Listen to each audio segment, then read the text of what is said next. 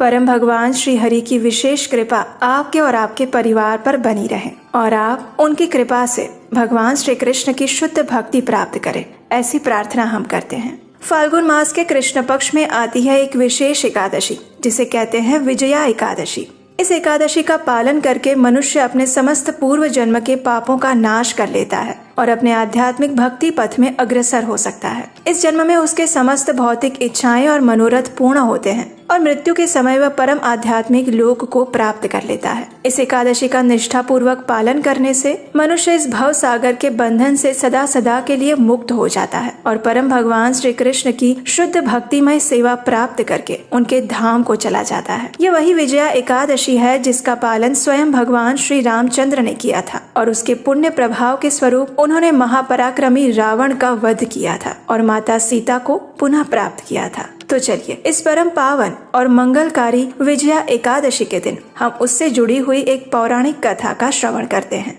एक समय की बात है जब पांडवों में ज्येष्ठ युधिष्ठिर महाराज ने परम भगवान श्री कृष्ण से पूछा, हे वासुदेव, कृपया आप मुझे फाल्गुन मास के कृष्ण पक्ष में आने वाली एकादशी के विषय में बताएं। उसका नाम क्या है और इस एकादशी व्रत का महात्म्य क्या है? कृपया विस्तार पूर्वक मुझे इस विषय में बताएं प्रभु। युधिष्ठिर महाराज की जिज्ञासा सुनकर मदन मोहन श्री कृष्ण ने उत्तर देते हुए कहा, हे राजन, अवश्य ही मैं आपको इस एकादशी के महात्म्य का वर्णन कह सुनाता हूँ। ध्यान पूर्वक सुनिए। फाल्गुन मास के कृष्ण पक्ष में आने वाली इस एकादशी को विजया एकादशी के नाम से जाना जाता है। जो भी व्यक्ति इस एकादशी व्रत का पालन करता है उसे इस भौतिक जीवन में हर प्रकार की सफलता प्राप्त होती है और इस नश्वर देह का त्याग करने के बाद उसे आध्यात्मिक जगत की प्राप्ति होती है। अब मैं आपको इस एकादशी के विषय में एक कथा का वर्णन कह सुनाता हूँ जो कि महान ऋषि नारद मुनि ने ब्रह्मा जी से सुनी थी। तो इस प्रकार भगवान श्री कृष्ण ने युधिष्ठिर महाराज को विजया एकादशी कथा सुनाना प्रारंभ किया। एक बार देवर्षि नारद ने अपने पिता ब्रह्मा जी से पूछा, हे पिताश्री, कृपया आप मुझे बताएं कि विजया एकादशी व्रत का पालन करने से जीवात्मा को क्या लाभ प्राप्त होता है। ये सुनकर ब्रह्मा जी ने उत्तर देते हुए कहा, हे मेरे प्रिय पुत्र, सबसे प्राचीन है ये व्रत और वो अत्यंत पवित्र है। वो हर प्रकार के पापों का नाश करने वाला है। ये एकादशी अपने नाम के अनुसार ही हर प्रकार का विजय प्रदान करने वाली है। एक बार भगवान श्री रामचंद्र अपने भाई लक्ष्मण और भार्या श्री सीता माता के साथ वनवास के समय में पंचवटी में वास कर रहे थे। अब एक दिन क्या हुआ कि दुष्ट रावण ने माता सीता का अपहरण कर लिया और इस बात से अपनी मानव लीला निभाते हुए भगवान श्री राम सामान्य मनुष्य की तरह ही अत्यंत व्यथित हो उठे। जब वे माता सीता को खोज रहे थे उस समय उन्हें मार्ग में जटायु मिले, जिन्होंने किस प्रकार दुष्ट रावण ने माता सीता का अपहरण किया था उसका पूरा वृत्तांत कह सुनाया। उसके पश्चात जटायु वैकुंठ लोक में चले गए। कुछ समय पश्चात भगवान श्री रामचंद्र और वानरों के राजा सुग्रीव के बीच मित्रता स्थापित हुई, जिनके साथ मिलकर उन्होंने वानरों और भालुओं की एक बड़ी सेना तैयार की। श्री राम ने हनुमान को माता सीता की खोज करने के लिए लंका भेजा, जहां हनुमान ने माता सीता को भगवान श्री राम की अंगूठी दिखाई और उनका संदेश भी दिया। वापस आकर हनुमान ने अशोक वाटिका में दुखमय स्थिति में रह रही सीता माता की स्थिति का समाचार श्री राम को कह सुनाया और उसके पश्चात भगवान श्री रामचंद्र बिना विलंब किए शीघ्र ही दक्षिण के समुद्र की ओर निकल पड़े। समुद्र तट पर पहुंचते ही उन्हें इस बात का अनुभव हुआ कि समुद्र अत्यंत गहरा है और इतनी बड़ी सेना को समुद्र पार करवाना एक सबसे बड़ी चुनौती है। उस समय लक्ष्मण जी ने श्री रामचंद्र जी से कहा, हे प्रभु, आप तो सर्वज्ञ हैं। यहाँ से लगभग 4 मील की दूरी पर बकदालभ्य ऋषि का आश्रम है। हमें उनके पास जाना चाहिए। वे अवश्य ही हमें इस समस्या का कोई समाधान बताएंगे। लक्ष्मण की बात सुनकर श्री राम और लक्ष्मण बकदालभ्य ऋषि के आश्रम में पहुँचे। वहाँ जाकर उन्होंने ऋषि को दंडवत प्रणाम किया और प्रार्थना की। भगवान श्री रामचंद्र और उनके सनातन साथी श्री लक्ष्मण को देखकर महान ऋषि बकदालभ्य समझ गए कि ये कोई सामान्य मनुष्य नहीं अपितु परम भगवान पूर्ण पुरुषोत्तम स्वयं है।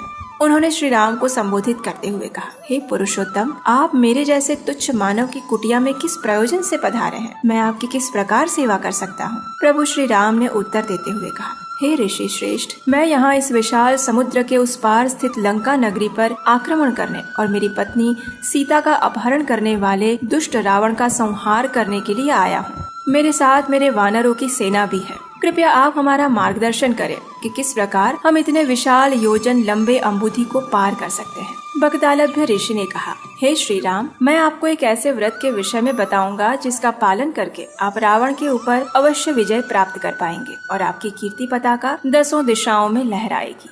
फाल्गुन मास के कृष्ण पक्ष में आने वाली विजया एकादशी का श्रद्धा पूर्वक व्रत पालन करने से आपकी विजय निश्चित है। अब मैं आपको इस व्रत की विधि सुनाता हूँ।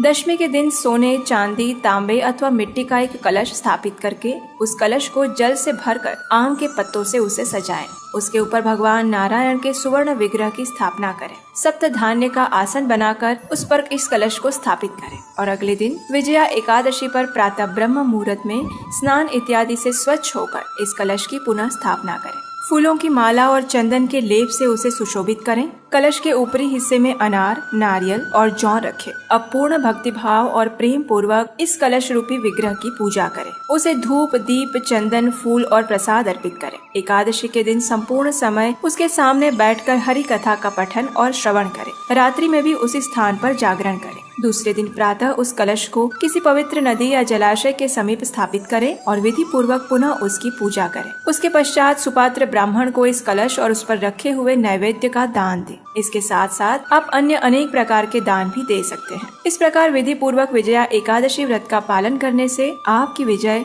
अवश्य होगी। अपनी इस कथा को आगे बढ़ाते हुए ब्रह्मा जी ने नारद मुनि से कहा, हे नारद, बगदालभ्य ऋषि के द्वारा दिए गए निर्देश अनुसार श्री रामचंद्र जी ने इस विजया एकादशी व्रत का पालन किया और लंका पर विजय प्राप्त करके रावण का संहार किया। इसी प्रकार जो भी व्यक्ति इस विजया एकादशी व्रत का पालन करेगा उसे इस भौतिक जीवन में विजय और सफलता प्राप्त होगी और जीवन के अंत में उसे आध्यात्मिक गंतव्य भी प्राप्त होगा। ब्रह्मा जी और नारद मुनि के संवाद का समापन करते हुए भगवान श्री कृष्ण ने युधिष्ठिर महाराज से कहा, हे राजन, जो भी व्यक्ति इस विजया एकादशी कथा का पठन और श्रवण भी करता है उसे वाजपेयी यज्ञ का फल प्राप्त होता है। इसलिए मनुष्य को इस विजया एकादशी व्रत का अवश्य पालन करना चाहिए। पुराणों के पन्नों से अभी अभी आपने सुनी इस विजया एकादशी की पौराणिक कथा। हम जानते हैं कि हमारे द्वारा सुनाई जा रही एकादशी कथा को सुनना आपको अच्छा लगता है और इसके लिए आप प्रति